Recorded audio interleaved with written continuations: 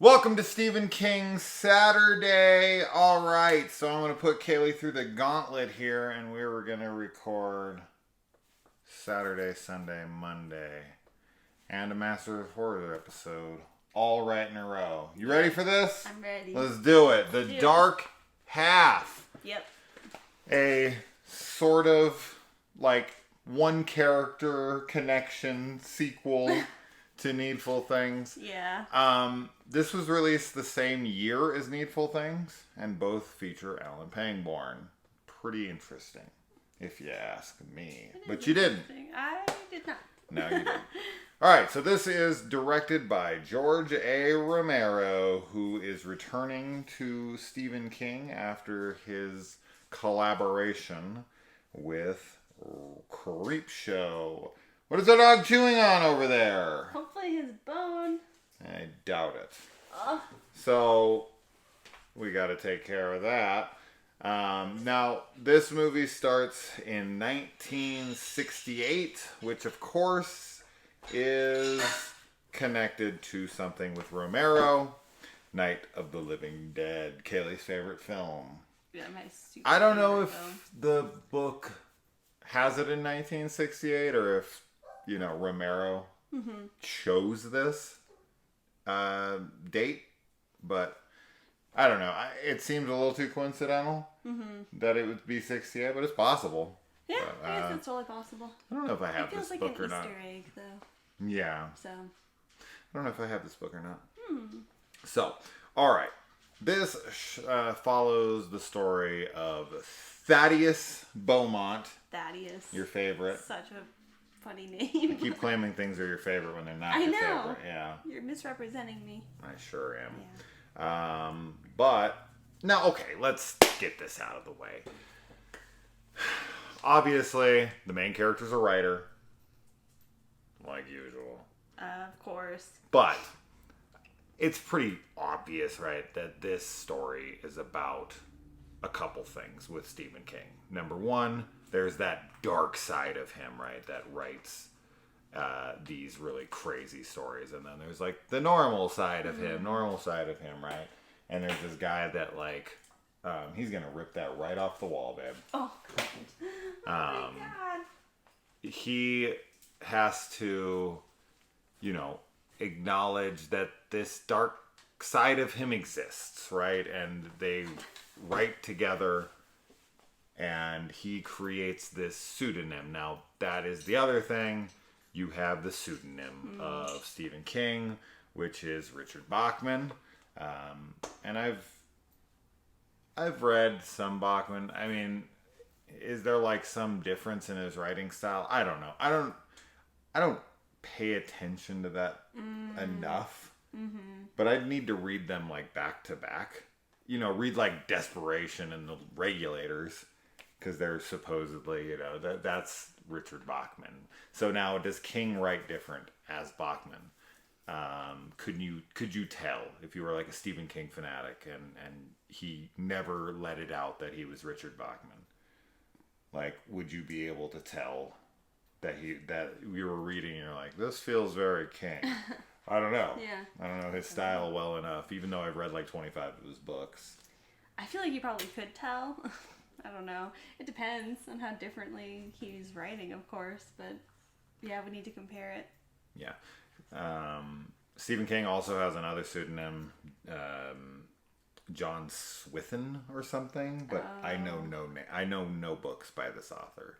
I only know that because of Googling his pseudonym. Not because I needed to get Richard Bachman's name, but because I wanted to know how to spell pseudonym. Yeah, the PSEUDOY. Yeah, I was gonna say, what is it? I don't even know where there it is. What is it? PSEUDOMYN.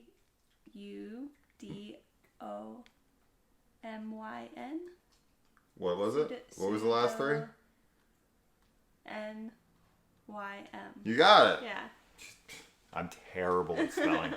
Terrible. So there's no way I would even gotten close. But she got it.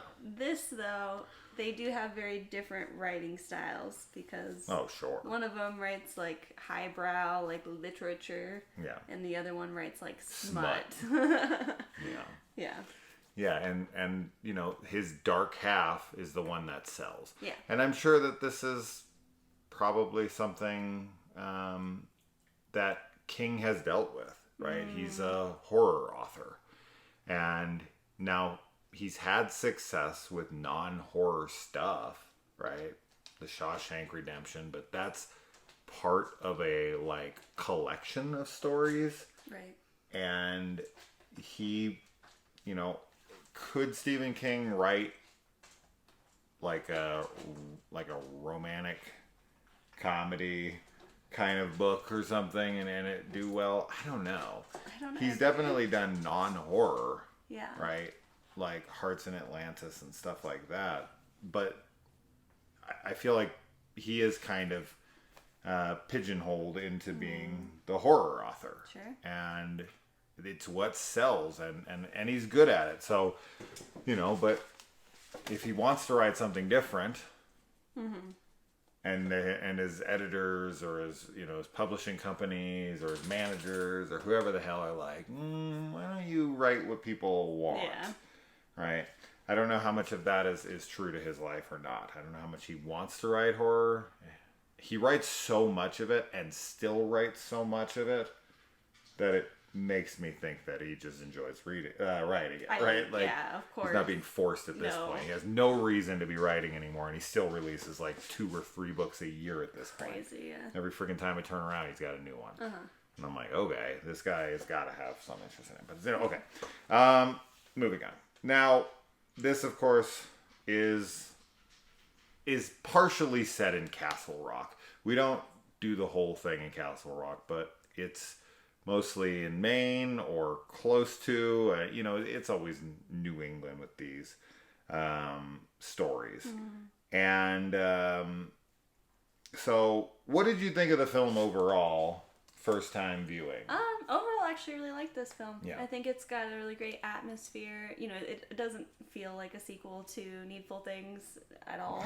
So No. it doesn't have like a connection other than Alan Pangborn, but I liked it. You know, I think that there's some really cool stuff going on. We kind of talked in the beginning how it reminded us a little bit of *Malignant*, which definitely is there, that vibe.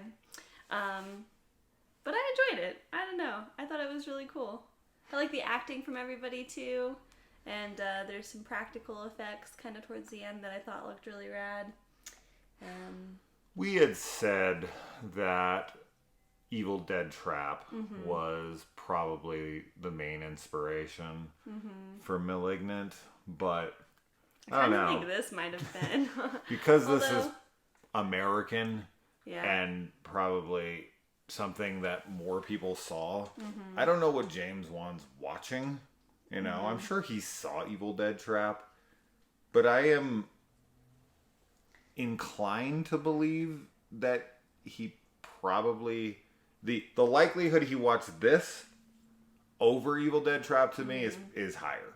Yeah, right? I Because it's agree. Stephen King, right? It was a theater release in America, right? And I think Juan was raised in America, right? I don't know his I don't background, know. but regardless, I just think it's possible it's both, Yeah. or it's possible it's neither. But that seems unlikely. Well, I do think that this idea of like an evil twin, you know, is a pretty common one. Sure, so of it's course. definitely not like a new idea or anything. No. But we were just seeing some similarities, you know, between both this film and Evil Dead Trap and *Malignant*. So The brain surgery in this, and when he takes off the skull and there's like an eye that opens Yes. up in the back of the head, yeah, that was super malignant, right? And now throughout the film, of course, you are led to believe, spoilers for the film obviously, that you know, Thad, such a weird, that's Thad. such Oh my god, it's like, is your name Chad? No, it's Thad. yeah, which is Thaddeus. which is a great character from Blue Mountain State. Doesn't matter. But you are led to believe throughout the whole film, and as the audience, you're always just kind of filling in those blanks for yourself. Like, Thad's doing the killing. Yeah, Right? He's just being absolutely. controlled Sure. at night or whenever by his alter ego, and he just goes out and of course, he doesn't have an alibi for some of his whereabouts. Yes. But then we find out that, oh no, he actually manifested this person into reality. Yeah, and I really like that because it's kind of secret window a little bit too, right? With but I was expecting it to be him the whole time. I mean, Sure. they're finding his like fingerprints at crime scenes, and as you said, he doesn't have alibis that check out for a lot of them, and I definitely thought it was him. I was like, okay, he's got like an alternate ego, and this is what's happening. And so then to find out that it's like, no, there's just a separate entity that he's like brought into existence. I thought that was really cool. He's got no alibi because he's ugly. Yeah. Yeah, he's ugly. Yeah. You ain't got no alibi, you ugly.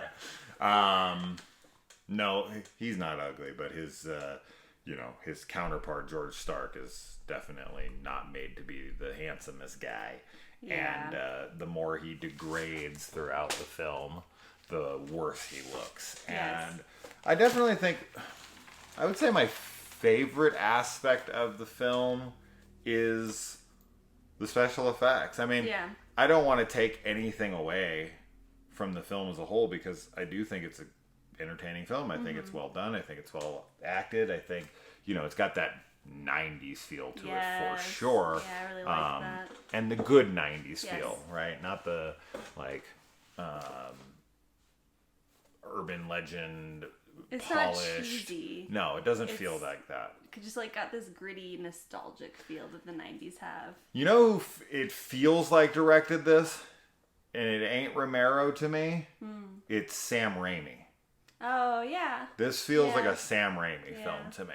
It feels like Darkman or something. Like, that's the way it feels. Now, it doesn't have any of those classic, like, Sam Raimi camera motions and movements. But outside of that, it just has that darkness. And yeah, I don't know. It has that feel to it. And it also kind of feels a little bit like Thinner, which is directed by Tom Holland, who directed the movie we're talking about next. But anyways, I don't know. Romero, I'm thinking through his filmography in my head, and I can't think of anything else that he did that has a feel quite like this one. But maybe I'm misremembering one of his films that has a feel. But I kept thinking that throughout this, that this had that Sam Raimi flavor to it. We get a lot of birds in this movie. So many birds. I'm thinking this should have been The Birds 2 instead of The Birds 2. There's so many birds. I really liked the sparrows and like the incorporation of them being psychopomps and stuff. I thought it was really neat and scary too. Like when there's so many of them, and that would just be terrifying to see on its own. Sure, except for because they're, added in visual effects. The actors are not doing a very good job of selling that thousands of birds are like flying by them. Like Yeah. Alan Pangborn is coming through the door with freaking Thad's wife. What's her name? I don't I wrote it down Horrible somewhere. names. Damn. Literally don't know. But regardless, he's like walking through the door and there's 1,000 birds Yeah. flying at him and he just keeps kind of walking forward and I'm like, dude, He didn't react if the you've way. ever had a bird fly near your head, Oh my god, it's like it's terrifying. awful. Their Yeah. wings, the Yeah. sound, Yeah. the feel of the wind, Yeah. their like talons if they're near you. Yeah. All of that is like birds. You just Birds are scary, They're man. scary. They're Yeah. little like dinosaurs, right? So And we recently found out from something we watched that they outnumber humans like 15 to 1. That there's an insane amount of birds on the planet. Yeah. Like, I did not know there was that many birds, but there supposedly is that many, yeah, which is shocking to me. bird apocalypse. Yeah, seriously.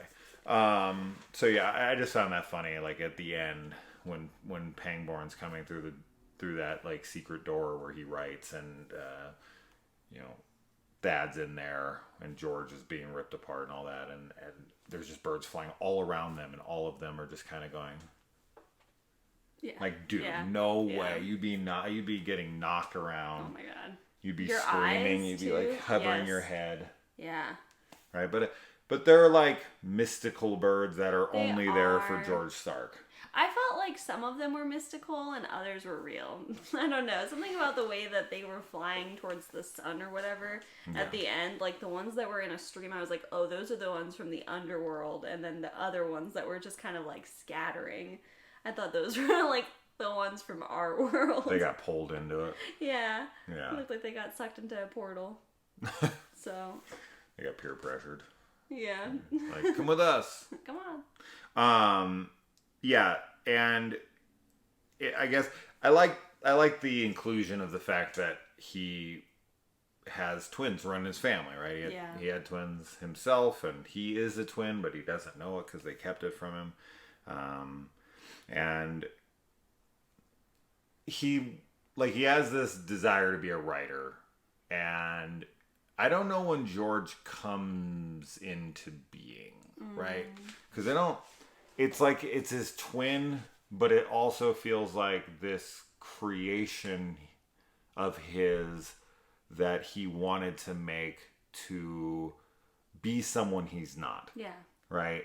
Which I guess that lingering feeling inside of him is his brother trying to come out, right? Not so much that he wanted to create him and feel like him. It's that there's a small part of him that is George Stark and is influencing his desires, right?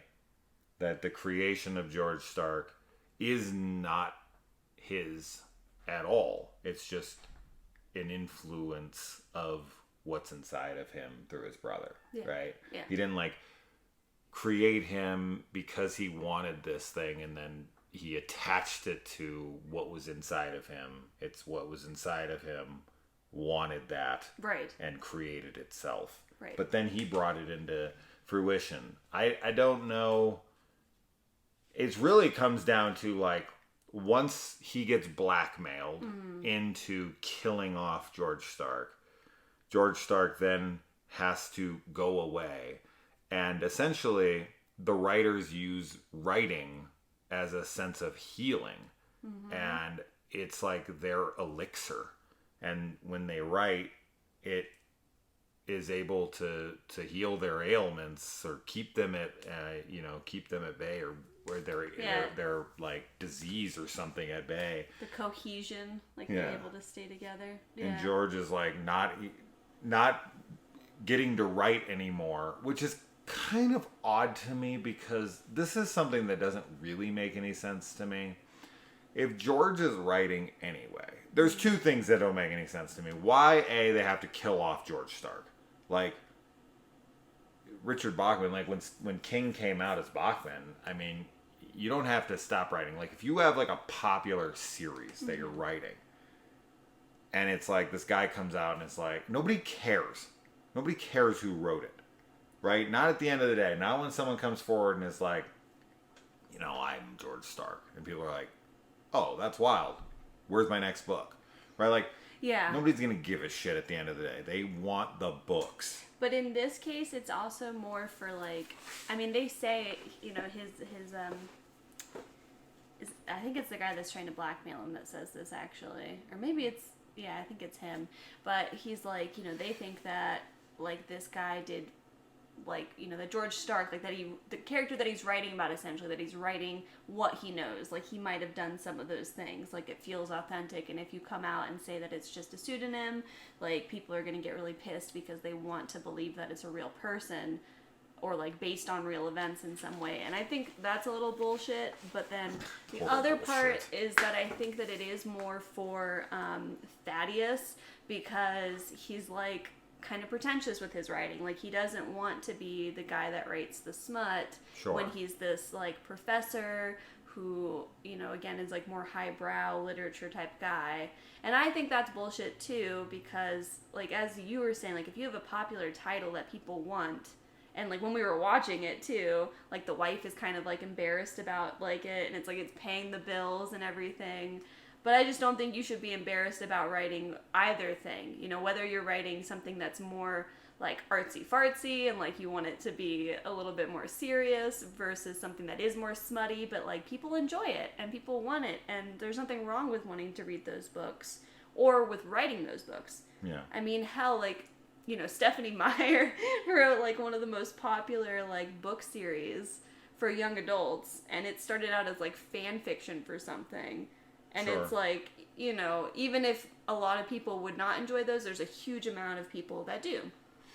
So Yeah. there's something for everyone, I guess. If I was given the option of, you know, somebody being like, you could have written Twilight series or some like lesser known, brilliant, you know, little thing that like 10 people read, but it's like this literary masterpiece. Yeah, Like, which one would you prefer to have written?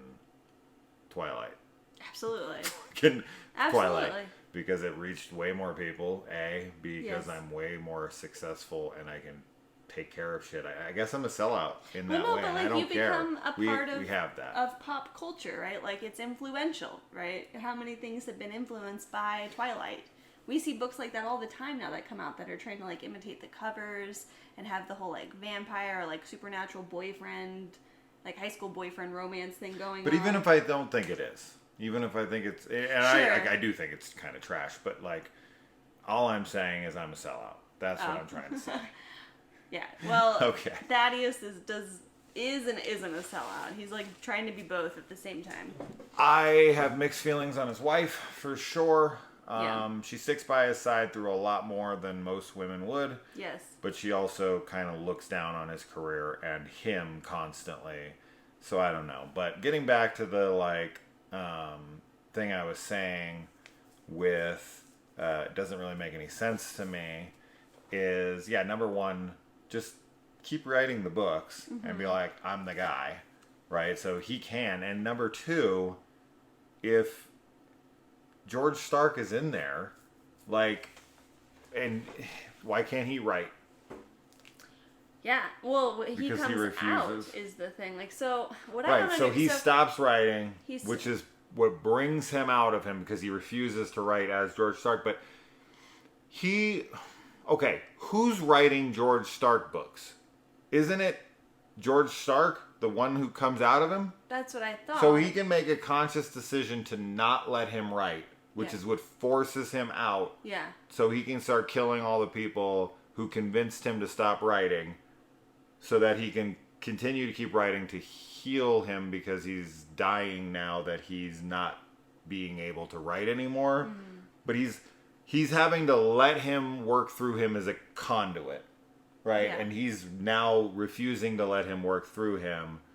But did he allow him to work through him before only because he sat down and was like, all right, I need to write something else? Like, how did the first George Stark book come to be? Like, did he sit down and he just had this overwhelming desire to write? Because George writes with a pencil, Yeah. the Black Beauty, right? And then Thad writes with a typewriter. Yeah. Right, so he has to sit down, bring the pencils. He has a whole thing of pencils, so he knows that like this person inside of him has to write specifically with this. Whenever he does certain things, he like loses time. Right, so he must know that he is not there when Yeah. he lets that guy write for him. So he can't be that like he shouldn't But- have any memory of writing it, or does he have memory of writing it?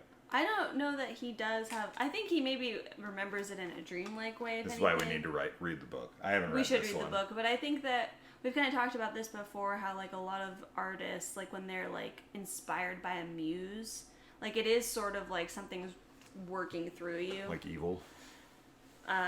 Yeah, but you know, like creativity, right? Like it just kind of like takes hold, and like for a lot of people, like if they have something creative that they need to like get out, like you just get it out, like Sure. whether you're writing A or man drawing or whatever. possessed. Yeah. Uh-huh. And I think King probably feels that, especially with how much he writes. Like, I think that the idea is kind of just like he's the conduit, they flow through him, right? And so I do feel like in this case, I think that they needed each other. That's why it's the dark half. Yeah. Like, in order for them to be whole, they technically need to be together, working together. But I feel like they didn't yet. There's no reason why George Stark needed to die. And I do think that it was a publicity stunt by the publishers, because they get that photographer guy out from People magazine, and he's like, the American way of dying, and he like wants to make this whole thing out of it. And I do feel like that's the catalyst. King has went on record by saying that he was drinking and doing so much cocaine at one point in his life, he doesn't even remember writing certain books that he is famous for. Yeah. Which is wild. Insane. That's wild. Could you imagine if you wrote an international New York Times bestseller? There's a lot of... And you have no memory of writing it? No, but there's a lot of authors, like famous authors, that were alcoholics, that were like drunk while they were writing. Yeah. It's so bizarre to me because anytime I've ever been drunk, I definitely have never had the urge to write. Oh, I have. Or read or anything. So I definitely don't get like that, but yeah, a lot of people, I guess. I wrote drunk quite a bit. So weird. But you weren't an alcoholic. I was. Right, yeah. So that's different. Yeah. Right, because I'm conditioned to it. Mm-hmm. And you're just partying and having a few drinks for fun, and then when you get drunk, you're not conditioned to like embrace that. You're like more just trying to reject it as much as you can. So that's my opinion anyway.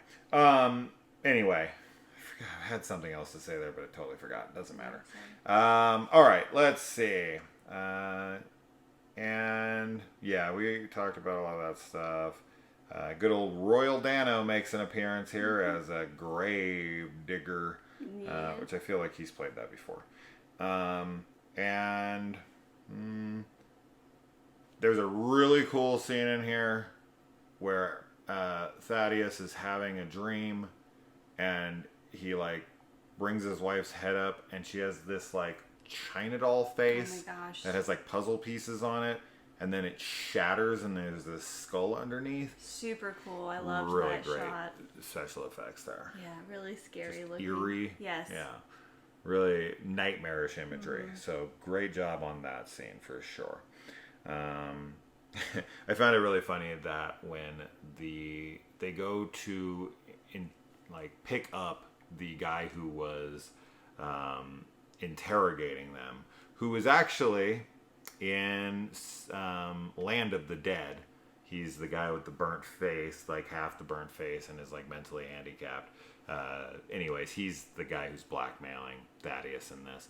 And that obviously was directed by Romero as well. When they go to get him, pick him up, the cops come in with the landlord, and the landlord, "You owe me 2 weeks of rent." And she comes in, you can tell this is like a rundown joint, right? This is for like the trash of the world, right? It's like this pay by the night kind of place.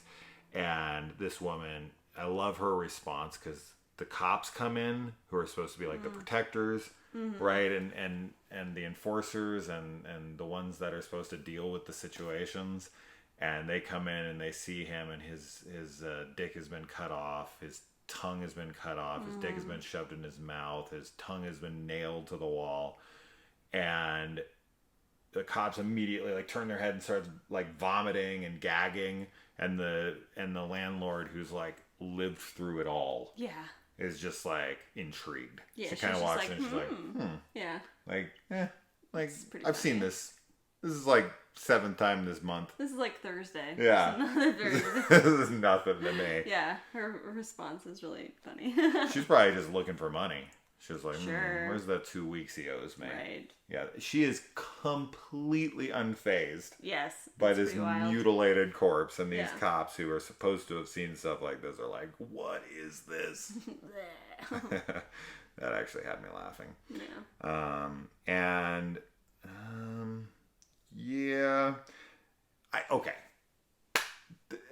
I get that Alan Pangborn is like Thaddeus's friend, but like, and I don't know. I don't know how the justice system works. I don't know how the law,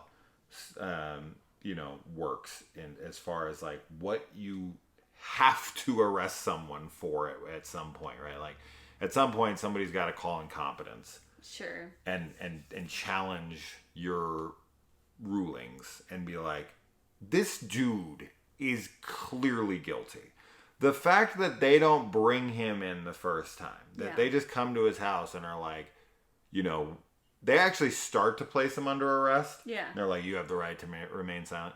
And they go for their Miranda rights. And then he's like, fighting them on it and like, well, tell me what happened, which they would never do. They would just arrest you and take you down to the, But I don't know, maybe they didn't have access to a freaking interrogation room or didn't want to move locations, budget issue. I don't know. But regardless, he's like, well, just tell me. And they're friends. So he's like, well, let me just tell you the evidence here.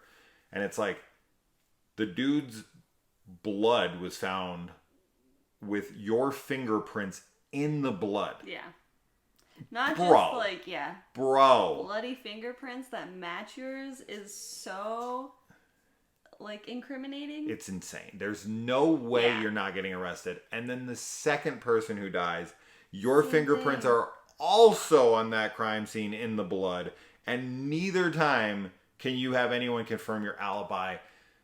There's no way Alan Pangborn is not arresting him. And I don't care how close of friends they are. no, he also tells me, he's like, that's funny. That's exactly how I said I would kill him. Right. And Pangborn's just like, what? And he's like, would I tell you that if I was the killer? It's like, sure, of course. maybe. Maybe. If you're insane. Yeah, who knows? Oh my god, yeah. I definitely felt like that was super unbelievable that he wasn't arrested once.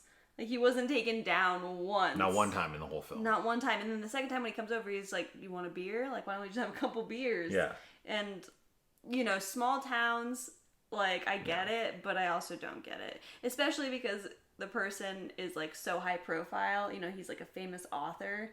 And I feel like and don't that forget, would be another reason. Don't forget that Alan Pangborn is the sheriff of Castle Rock. Yeah, they're and not he outright in says, Castle Rock. you are way out of your jurisdiction. Yeah.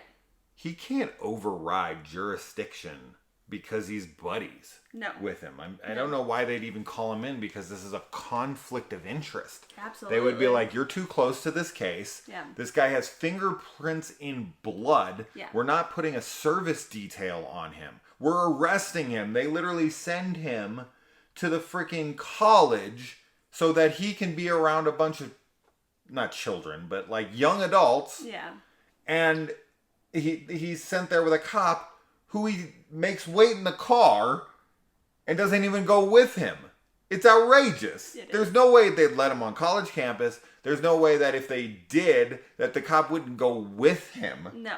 Like, all this stuff is so asinine. Yeah. So what should have happened here is the cop should have came to arrest him or whatever, and he either, like, ran because he was like, he looks so guilty. This is typically what happens in these movies. And then he spends the rest of the movie trying to exonerate himself, by getting the right evidence or proving that he's not, the killer, whatever. But the fact that they have him dead to rights, they arrest people for way less evidence than this all the time. This guy has multiple murders with his fingerprints and no alibi, and no one brings him in when the guy who's protecting him is not even in his own jurisdiction, and he's a high-profile person, as Kaylee said. There's no fucking way. Yeah. There's no way. I'm sorry. It's absurd. So that definitely was a hard one for me to swallow throughout this film. And I like how Alan, somewhere near the end, he's like, I'm starting to feel like foolish for not bringing you in earlier. It's like, you think? Yeah. So that shit had me going for there. But it's a movie. What can you do? And Alan has a son in this, and he also has a wife named Annie, and his girlfriend or his fiance, I guess they kind of get engaged in Needful Things, is Polly. So this is Alan Pangborn, but clearly an alternate universe Alan Pangborn, because Alan Pangborn, from Needful Things, unless this was preemptive, right? This was before, would be like, yeah, I saw the devil. Oh, 100%. I'll believe that you might have some, dark half. Yeah. Right? This is... This wouldn't be that hard to swallow after meeting the devil. Yeah, it's either before and he has a family that we don't know about, or it's after, or it's like an alternate universe Alan Pangborn. It has to be, but yeah. I guess it's possible that him and Annie split up and she takes the kid. Sure. And then he hangs out in town for a couple more years and meets Polly. Yeah. So it's possible, for sure. But he doesn't seem like a guy in Needful Things that witnessed what he witnessed at the end of this movie, where he literally sees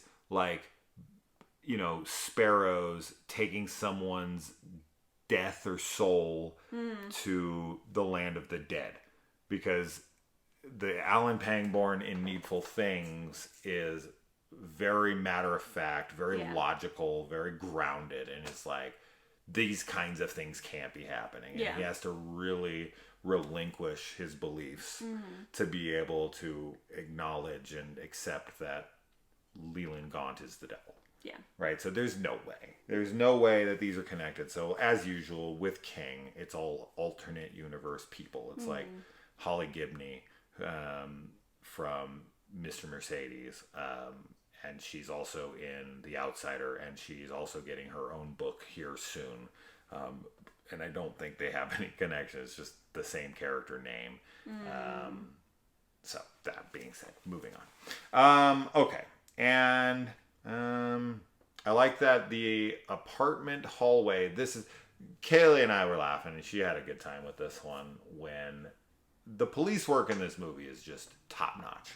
Top notch. Not only is an obvious murder suspect who any freaking police department on Earth would immediately arrest with the evidence they have. Yeah. But there's also a crime scene that the cops walk into, and there is a very suspicious looking character who looks exactly like the suspect, who's high profile and every cop would be knowing about, walking away from the murder scene. And he gets into an elevator, and the cops turn around and they're like, hey, wait. And the doors close, and they're like, who's that? And he's like, what does he say? He's like, it doesn't matter. He's like, I know, he's gone anyway. Yeah, he's gone anyway. It's like, don't chase him down. They don't do anything. That's shocking. That's like, what? You're not gonna, you would 1,000% stop that person. Dude, they would have chased after him for sure. Unless they're the laziest cops ever. But you never know. You never know. I mean, when we watch Dahmer, sure, you're like, I know. Oh my God, I would like to think that like cops and police police officers would be more like doing their due diligence. Sure. But yeah, you're right. And you watch something like Dahmer and like realize how much police incompetence, and that happens a lot in many like true crime cases that are like super fucked up because of police error. And that's kind of wild to think. Of course. I also like in this scene, people are good at their jobs and some people aren't. Yeah. Right? No matter where you go. I'm a hairdresser. Trust me. I'm well aware. Yeah. It's not all hairdressers are the same, right? Sure. You go to one and they're amazing, and you go to another and they're terrible, and they both have licenses. Yeah. Yeah. I also like when George Stark is killing that guy in the hallway. Well, I was going to say this is the best line of the whole movie. Yeah. And I was going to say, what's going on out here? Murder, you want some? Murder, you want some? What? That's definitely like that. If I think with any classic film or any cool film from these eras, like the 80s and the 90s, whatever, you've always got to have that like one memorable line, right? Like Stepfather has the like, who like, am I here? Who am I here? Yeah. Stuff like that, and this is that line for this film for me. Yeah, me Murder. You want some? So funny. It's a great line. It's great. Yeah. Yeah. So I'm sure it's in the book, but if it isn't, great addition by Romero. Yeah. If not, then great on King. Either way. Either way. Yeah, great stuff. And I also like that we, in that hallway scene after the lights are cut and all we have is this red and blue alternating color, this is very reminiscent of King's previous collaboration with Romero on Creepshow. Yeah. And I'm only going to obviously assume here that Romero was inspired to do that lighting because of his work with Dario Argento, right? Whether it be on Dawn of the Dead or later with Two Evil Eyes. Romero and Argento have had a pretty good working relationship together, and the use of those intense, vibrant colors are clearly inspired by Argento's work. So it was cool to see the alternating neon reds and blues here. Let's see. The head kick. Oh, yes. When the way he dude's on the kills ground and he kicks his head like a soccer ball. Yes, that's super brutal. It was gnarly. The way his body folds. Yeah. And when he's slashing at him and he cuts like his ponytail off and it Oh my sticks gosh, to the wall. I know. That was good That's stuff. super good. Yeah. There was a really... This is like one of those movie things, and we catch one of these at pretty much every film we watch, but I always have to mention them. There's a window washer who's outside the window, and he scares the guy, and the guy gives him the finger. He's like, what the hell, man? Like, I'm just washing windows out here. And then he goes to bring the squeegee down to, take the water off the window so that he can clean it, but he has not put the water on yet. Yeah, there's And I'm like, nothing. what are you squeegeeing? What are you squeegeeing? Squeegeeing. What are you squeegeeing? Yeah, yeah, is that a word? Squeegeeing? Squeegeeing. Yeah, I just thought that was super funny. We both noticed. I was like, what is he going to pull down? They stopped it right there because it's like, he'd be like, Worst window washer yeah, ever. this is what this guy does for a living. Trust me, he would be on it. He'd be like, right? Those guys, they do that shit city? all day. For sure. That's a dangerous ass job. Yeah. And in addition to this freaking awesome police work in this movie, you've got a cop who there's a target on this guy because everyone else but him has died at this point, and the cops are there for his protection. And the dude walks in to his apartment about 2 steps. All clear in here. Oh my god. Doesn't check a room. Doesn't check around any corners. Just kind of peeks. And it's hilarious because when the guy goes into his apartment and the cops leave, the first door he opens, there's 2 mutilated dead cops in that room. Yeah. And it's like, maybe if the cop actually looked around a little bit. Yeah. I've not seen a thorough investigation that good since Manos: The Hands of Fate. For any Mystery Science Theater 3000 fans out there, where the mom is looking for her lost kid, and she literally cracks the door this wide and goes, she's not in here. So good. It's so good. And the commentary from the Mystery Science Theater 3000 crew in that scene is, after a thorough inspection of the first room, she moves on. That shit killed me when I was a kid. When I watched that for the first time, because I was just like, wow, that's how you look? Just crack the door, and it's clearly because behind that door there's nothing. It's not part of the set or whatever, so they have to make it look like she looked. And it's like, why not just have her film her opening the door slightly, then turn take the camera into the other side of the door, then she opens it up and looks around, right, and then closes the door. Yeah, it gets simple. Yeah, it is simple. To actually try to convince your audience that that's a thorough inspection, that she actually looked for her lost child, or that this cop actually inspected this apartment for the guy who is in protection right now. It's like, come on, guys. Yeah. But he can't because there's dead bodies in the other room. So George has to, I don't know, write it better. Right? Where, after the cops leave, then the bodies drop from the ceiling. Right? Somewhere they come through the wall or something. Where he couldn't couldn't have seen them. He couldn't have found them. Anything. But to just not look at all is terrible. But it's actually kind of funny. And if we're going to say that there is some kind of continuity in this film, at least the cops all suck. Yeah. Yeah. They do. So I guess in this world, in this alternate reality with Alan Pangborn, cops are terrible. Yeah. And yeah, as I said, the effects are super cool. When he stabs him through the hand and then he pulls it out and then he looks at his hand There's a hole in it and he's moving his hand and you can see the light through Yeah. it. I was like, that was really cool. I don't know how they did that. I know. I couldn't figure that out either, but I thought that was super neat. Yeah, really It's cool. like they actually put a hole in his hand. Sure. Yeah, I don't know what they did, but it was pretty cool. Yeah. And then that like black freaking like liquid that's coming out. So it's because he's decomposing, right? I know. He's dead. It's gross. Yeah. It's really gross. It like runs down into his mouth too, and I'm like, oh. Yeah, I don't know what that was. I hope it was like coffee. It's probably keeping him awake for the scenes. Oh. He's like, just put some, put some leaded in there. And I don't know if this is true, but the movie states that 1 in 10 kids are born with, or not born with, but are have twins that they in absorb. utero that they absorb. Yeah, I don't know if that's true either. That's crazy. That's kind of crazy. If that to statistic think. is real, that's super wild. Yeah, I don't know. And the sparrows ripping him apart effect, and just more of him coming undone. His skull's being ripped apart. His face is being ripped apart as he's like cool. screaming and all that. Awesome. Super cool. Awesome I loved stuff. all of that. And last thing I will say here, and I will stick to this, once again, all your evidence is gone to exonerate you. You are going to jail. Yeah. I don't care what Alan Pangborn saw. He's not going to convince a jury of what he saw.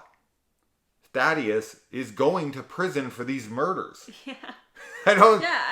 Like, how did they explain it?